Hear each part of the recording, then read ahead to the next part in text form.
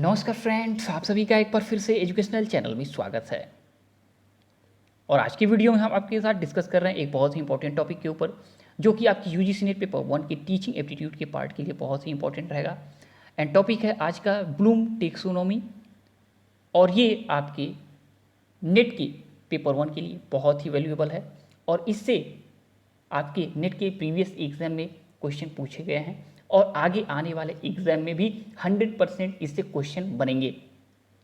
थोड़ा सा अगर आप लोग आज के वीडियो पे फोकस करेंगे और कम समय में हम कोशिश करेंगे कि पूरा का पूरा इसके बारे में आपको इन्फॉर्मेशन दे दें, ताकि अगर एग्जाम में इससे क्वेश्चन बनता है एप्लीकेबल या थ्योरेटिकल, ठीक है, तो थ्योरेटिकल होगा या एप्लीकेबल होगा तो आप उसका करेक्ट आंसर दे लेंगे। तो आज का वीडियो का जो टॉपिक है वो है आपका ब्लूम का वर्गीकरण। तो देखिए, ब्लूम का वर्गीकरण आपका 1956 में आया था। ब्लूम ने इसको दिया था, ब्लूम हेड थे। और फिर इसके बाद इसका कहीं अपडेटेड वर्जन, रिवाइज्ड वर्जन आया था 2000 में, या कहीं कहीं आपका 2001 दे देता है। और उसको क्रेथावल ने मतलब लीड किया, उन्होंने इसका रिवाइज्ड वर्जन प्रेजेंट किया। लेकिन आज की वीडियो में हम ब्लूम का जो मेन टेक्सोनॉमी था, वर्गीकरण है, उसी पे बात करेंगे, इससे क्वेश्चन बनेगा। और आगे आने वाले वीडियो में हम अपडेटेड वर्जन पे भी बात कर देंगे। तो देखिए, ब्लूम का वर्गीकरण किस लिए था, तो इन्होंने शैक्षिक उद्देश्यों को पूरा करने के लिए, ठीक है, वर्गीकरण 3 भागों में वर्गीकरण किया। और उन्होंने कहा अगर इन 3 भागों में, ठीक है, अगर टीचिंग होता है और छात्रों का विकास होता है, एक देखें तो लेवल वाइज लेवल, ठीक है, तो नीचे से ऊपर तक अगर तीनों फील्ड में बच्चा, ठीक है, सीखता है, बच्चों को डेवलप कराया जाता है, तो वो सबसे बेहतर होगा, बच्चे का विकास और उसकी लर्निंग काफ़ी फ्रूटफुल होगी, ठीक है। तो यहाँ पे ब्लूम ने 3 अपना, ठीक है, वर्गीकरण 3 टाइप में उन्होंने प्रेजेंट किया। और पहला था उनका वर्गीकरण कॉग्निटिव डोमेन। कॉग्निटिव डोमेन यानी कि डोमेन आपका क्षेत्र, या यहाँ पे कहेंगे ज्ञान क्षेत्र। तो कॉग्निटिव डोमेन आपका संज्ञानात्मक ज्ञान का क्षेत्र, और ये नॉलेज बेस्ड था, यानी कि ज्ञान आधारित था। सेकेंड आपका उन्होंने दिया था, आपका हो गया कॉग्निटिव, सेकेंड हो गया आपका अफेक्टिव। अफेक्टिव डोमेन यानी कि भावनात्मक जो ज्ञान का क्षेत्र था, इन्होंने सेकेंड दिया। और ये आधारित था आपके इमोशन पे, ठीक है, आपकी भावनाओं पे आधारित था। तो ये हो गया आपका अफेक्टिव लेवल। एंड थर्ड आपका था साइको मोटर डोमेन, यानी कि आपका मनोप्रेरक ज्ञान का क्षेत्र, या मनोप्रेरक क्षेत्र हम कहेंगे। तो ये बेस्ड किस पे था, ये था एक्टिविटी पे, या कहेंगे एक्शन पे, ये बेस्ड था। तो आपका अगर कहें तो इसको एक निमोनिक के थ्रू अगर आपको याद रखना है, तो हमें लगता है पूरी लाइफ कभी भूल नहीं पाएंगे इस 3 टाइप का जो इन्होंने अपना क्लासिफिकेशन दिया। पहला आपका सी, सेकेंड ए, एंड थर्ड आपका पी। अगर कैप याद रखेंगे तो फिर इस कैप के आधार पे आप आगे नॉलेज जोड़ सकते हैं, जो ब्लूम के टेक्सोनॉमी को आपके माइंड में सेट करने में मदद करेगा, ठीक है। तो ये एक निमोनिक है, इसको याद रखिएगा। कैप यानी कि psychomotor, C affective, A and P आपका कॉग्निटिव, अफेक्टिव एंड पी आपका साइकोमोटर, ठीक है। ये क्लियर कर लीजिए आप, CAP याद रखिएगा इसको। और मैं भी जब स्टार्टिंग में ब्लूम की टेक्सोनॉमी पढ़ रहा था, तो अपने माइंड में इसी आधार पे इस नॉलेज को सेट किया था पहली बार। तो चलिए ब्लूम के टेक्सोनॉमी पर बात करते हैं आगे। देखिए, ब्लूम के टेक्सोनॉमी का जो 3 एरिया बताया हमने आपके साथ, वो यहाँ पे आपको दिखेंगे, यहाँ पे डिटेल दिखेंगे। और ब्लूम का उद्देश्य था कि अगर इन 3 फील्ड में अलग अलग लोअर से लेके हायर तक जो स्टेप हैं, अगर उसको छात्र अचीव करता है, या कहें तो टीचिंग फील्ड में इस क्षेत्र पे ध्यान दिया जाता है, तो लर्निंग जो होगा वो सबसे बेहतर होगा। और ये भी कहा गया है कि अगर सबसे निचला जो स्तर है उसको प्राप्त नहीं किया गया, तो उसके ऊपर का स्तर कोई छात्र नहीं प्राप्त कर सकता, या कोई टीचर छात्र में डेवलप कराने में असमर्थ रहेगा। तो अगर नॉलेज का, ठीक है, नॉलेज का जो कहें लेवल अगर पार हो जाएगा, तभी बच्चा कंप्रीहेंशन पे जाएगा। कंप्रीहेंशन का जब लेवल पार हो जाएगा, तभी बच्चा एप्लीकेशन पे जाएगा। तो ये इन्होंने एक हायरार्की भी बताया। तो यहाँ से नीचे से ऊपर की तरफ ये सभी जो दिख रहा है यही है, यानी नीचे से ऊपर की तरफ, नीचे जो है ये सामान्य स्तर है और ऊपर जो है ये विशिष्ट स्तर है, ये याद रखिएगा। तो सबसे पहले कॉग्निटिव बेस पे बात करते हैं। तो हमने कहा कॉग्निटिव डोमेन क्या है, ये आपका संज्ञानात्मक क्षेत्र से संबंधित है और ये आपका नॉलेज से आपका पूरा का पूरा बेस्ड है। और इसको याद रखिएगा, ये आपके हेड से, ठीक है, आपके हेड से जुड़ा रहेगा और ये आपके हार्ट से जुड़ा रहेगा और ये आपके हैंड से जुड़ा रहेगा। तो आपको पता चल जाएगा हेड, हार्ट एंड आपका हैंड, ठीक है। तो ये आपका यहाँ पे निकल के आ जाएगा। हेड यानी संज्ञानात्मक चीज़ें में अपने माइंड में आप चीज़ों को रखेंगे, ठीक है।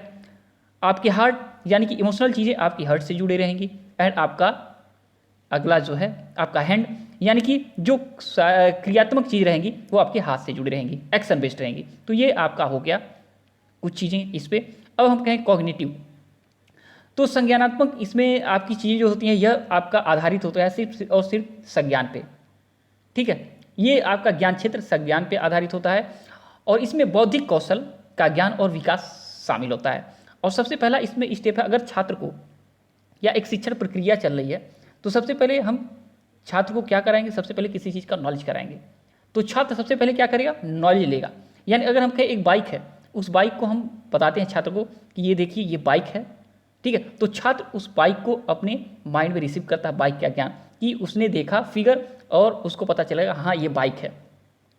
तो इसमें क्या है, इसमें ज्ञान में जब से शब्दावली का ज्ञान भी हम दे सकते हैं, शब्दों का ज्ञान छात्र को दे सकते हैं या किसी संकेतों का ज्ञान दे सकते हैं। उसके माइंड में ये ज्ञान से संबंधित चीज़ें हैं जो हम बता रहे हैं, शब्दों का, संकेतों का या विधियों का ज्ञान या नियमों का ज्ञान या सिद्धांतों का ज्ञान, किसी भी चीज़ का ज्ञान हम छात्र को करा सकते हैं। तो यहाँ पे हमने एक एग्जाम्पल गाड़ी का हमने लिया, ठीक है, गाड़ी का हमने जैसे मान लीजिए ज्ञान करा दिया, ठीक।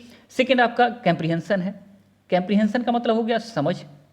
तो समझ में क्या चीज़ें आ जाएंगी कैम्प्रीहेंशन, इसमें जो समझ, ठीक है, जो ज्ञान हमने दिया है, जो बच्चों को ज्ञान प्राप्त हुआ है, उस ज्ञान के प्रति समझ जो है इसमें डेवलप करेगा स्टूडेंट, ठीक है। यानी कंप्रीहेंशन में ज्ञान के प्रति अब समझ विकसित करेगा और समझ के बाद उस समझ को, ठीक है, ज्ञान प्राप्त किया बाइक का, उसका बाइक के बारे में समझ प्राप्त किया और समझ के बाद उसको अप्लाई किया, यानी कि गाड़ी का क्या क्या फंक्शन है, किस किस चीज़ को दबाने से गाड़ी क्या क्या रिस्पॉन्स देता है। तो ये सब क्लच, गियर, सब ब्रेक छात्र को पता चल गया। तो बच्चा आगे क्या करेगा, उसको अप्लाई करेगा, अप्लाई करेगा, वो चलाएगा। मतलब ये आपके माइंड से हम जोड़ के अभी बता रहे हैं। तो वो माइंड में क्या करेगा, उसको अप्लाई करके, ठीक है, आगे लेके जाएगा और अप्लाई करेगा। तो उसके बाद एनालिसिस आएगा। एनालिसिस क्या करेगा, बच्चा क्या करेगा, उसके बारे में क्या करेगा, पार्ट पार्ट डिवाइड करके उस गाड़ी के बारे में अब बच्चा क्या कर सकता है, जान सकता है कि उसका हर एक टूल, ठीक है, किस चीज़ के लिए और किस काम के लिए बना है, ठीक है। यहाँ एनालिसिस, गाड़ी के बारे में बच्चा क्या कर सकता है, एनालिसिस करता है, ठीक है। और फिर आपका आ जाएगा सिंथेसिस। अगर सिंथेसिस की बात करें तो बच्चा अगर हर एक पार्ट के, गाड़ी के पार्ट को समझ के लिया, एक एक पार्ट को, तो अब सिंथेसिस मतलब बच्चा अब क्या कर सकता है, उस सभी पार्ट को जोड़ सकता है, सभी पार्ट को एक साथ फिर क्या करेगा, रिसीव करेगा और फिर क्या करेगा, इवेल्युएटिंग, यानी कि उस सामग्री की उपयोगिता का बच्चा क्या कर सकता है, परीक्षण कर सकता है, यानी कि कितना उपयोगी ये सामग्री है। अब उसने जो जोड़ लिया हर को, उसमें उसने चेक किया एक मानदंड के आधार पे, यहाँ हमारे आधार पे ये चीज़ें सही है कि नहीं है, ठीक है। तो ये सब चीज़ें बच्चा यहाँ पे करता है। देखिए थोड़ा सा टेक्निकल चीज़ें लगेंगी, लेकिन अगर आपको समझ में नहीं आएगा तो आप बताएंगे, मैं इससे बेहतर एग्जाम्पल के थ्रू आपको समझाने की कोशिश करूँगा। नॉलेज में बच्चा किसी चीज़ का नॉलेज लेता है, कंप्रीहेंशन में उसकी समझ विकसित करता है, एप्लीकेशन में उसको अप्लाई करके चेक करता है, एनालिसिस में अप्लाई करने के बाद, चेक करने के बाद उसको एक एक तत्व को क्या करता है, बिखेर के अगर कहें तो उसका, ठीक है, उसके बारे में चीज़ें विकसित करता है, उसको चेक करता है, उसको देखता है, उसके बारे में ज्ञान विकसित करता है, फिर उसको संश्लेषित करता है, फिर सिंथेसिस, उसको फिर एक साथ जोड़ देता है, फिर इवेल्युएट करके चेक करता है कि क्या वो बेहतर है कि नहीं, उसका उपयोग हमारे लिए क्या हो रहा है, हमारे लिए वो पास है या फेल है, कोई डिवेलप अगर हमने किसी चीज़ को सीखा उसके आधार पे जो हमने अप्लाई किया, फिर उसका एनालिसिस करने के बाद ये आपका इवेल्युएटिंग यानी कि फाइनल चीज़ें आ जाएंगी। तो नॉलेज सबसे लोअर एंड इवेल्यूशन सबसे हाई पे जाएगा। ठीक, तो ये अगर डोमेन क्लियर होता है तो सेकेंड डोमेन आ जाता है आपका इफेक्टिव। इफेक्टिव डोमेन आपका इमोशनल बेस्ड है, यानी कि आपके कहें तो भावनाओं से जुड़ा हुआ है। और इसके अंतर्गत क्या चीज़ें आ जाएंगी, इसके अंतर्गत आपकी जैसे हम करें आपकी भावनाएं, इच्छाएं और दृष्टिकोण इसके अंतर्गत आ जाएंगी और ये बच्चे के हार्ट से जुड़ा हुआ रहेगा। ठीक, यहाँ पे हेड से हो गया, सिर्फ ज्ञान से हो गया, यहाँ अब इमोशन, जैसे बच्चे के अंदर ज्ञान आया तो अब ज्ञान से इमोशन, ठीक है, अब इमोशंस जगेगा बच्चे के अंदर। तो सबसे पहले क्या होगा, इसके अंतर्गत जो सबसे निचला स्तर है इमोशन के अंतर्गत, इफेक्टिव डोमेन के अंतर्गत, तो सबसे पहला निचला स्तर है रिसीविंग, यानी बच्चा किसी काम को करते हुए, ठीक है, किसी काम को करते हुए अगर देखता है, कोई अगर बच्चे के सामने किसी चीज़ की, ठीक है, प्रेजेंटेशन करता है तो बच्चा वो देखता है, ठीक है, उसके बारे में नॉलेज रिसीव करता है, कैसे कोई गाड़ी चला रहा है, ठीक है, बच्चा देख रहा है, आगे रिस्पॉन्ड करेगा, वो प्रतिक्रिया करेगा, उसके बारे में भी बच्चा वैसे ही करने की कोशिश अगर करता है, फिर उसके बारे में देखता है कि बाद में करने के बाद क्या चीज़ें सही हो रही हैं कि क्या नहीं। इवैल्यूइंग में क्या होता है, यानी महत्व देना, रिस्पॉन्डिंग में यानी प्रतिक्रिया हो गया। अब महत्व की बात आ गई, वैल्यूइंग में महत्व, बच्चे को लगेगा कि हाँ ये चीज़ करने पे सही हुआ या ये चीज़ करने पे गलत हुआ। जो चीज़ सही हुआ उसको आगे लेगा और जो गलत होगा उसको ड्रॉप कर देगा।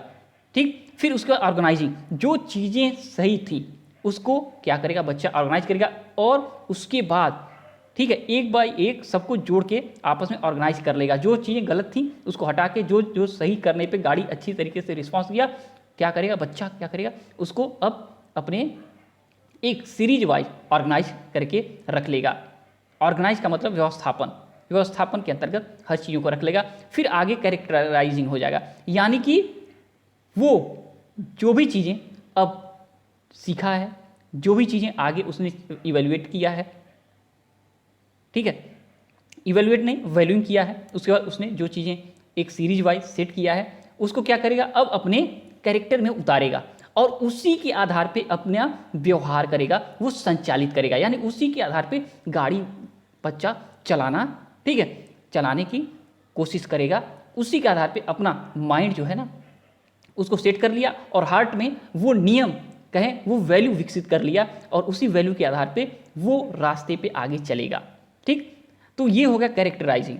अब आ गया आपका साइकोमोटर, ये हो गया आपका एक्शन बेस्ड, ठीक है, यानी मनोप्रेरक, और ये एक्शन बेस्ड होता है। ये ज्ञान का जो आपका क्षेत्र हुआ ये आपका एक्शन बेस्ड होता है। तो सबसे पहले इसका देखें सबसे निचला स्तर कौन सा होता है इस ज्ञान क्षेत्र का, सबसे पहले होता है इमिटेशन। इमिटेशन का मतलब होता है नकल, यानी बच्चा क्या करता है अब हाथ से, यहाँ पीछे एक्शन बेस्ड चीज़ें हैं, बच्चा क्या करता है बाइक चलाते हुए किसी को देखा तो अब नकल करेगा, वो भी वैसे ही क्या करेगा चलाएगा, बच्चा चलाएगा।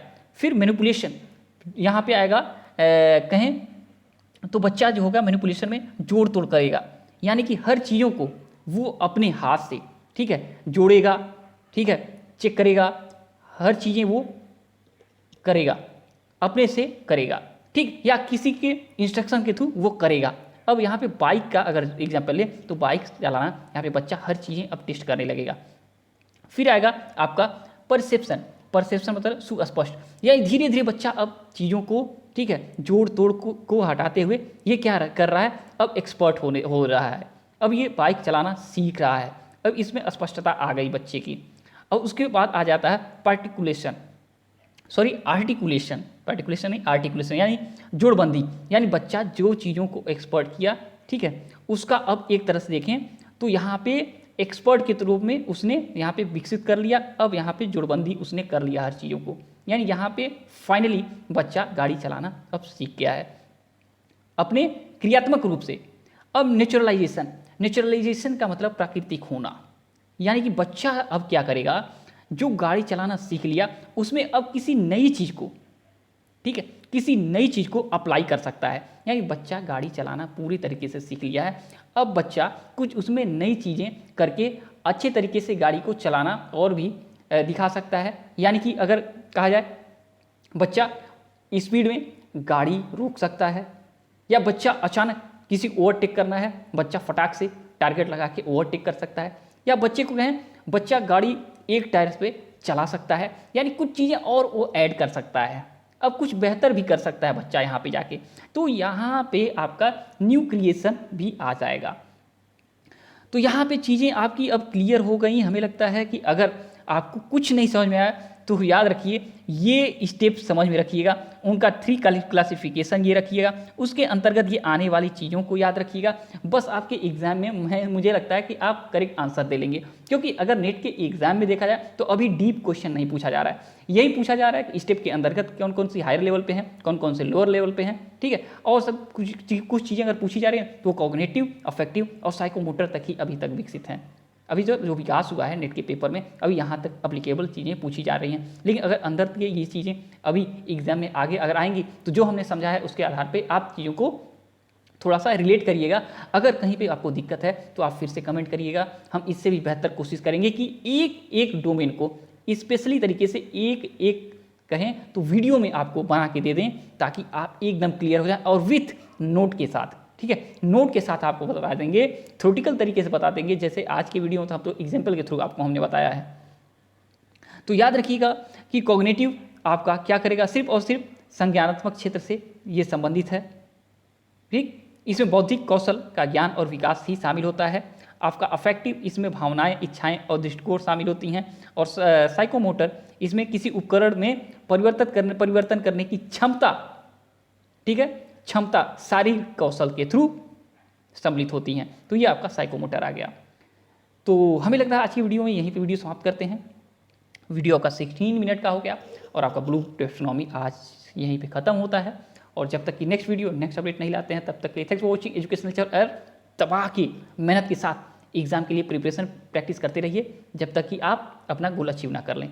चलिए वीडियो ओवर करते हैं। Thank you for watching.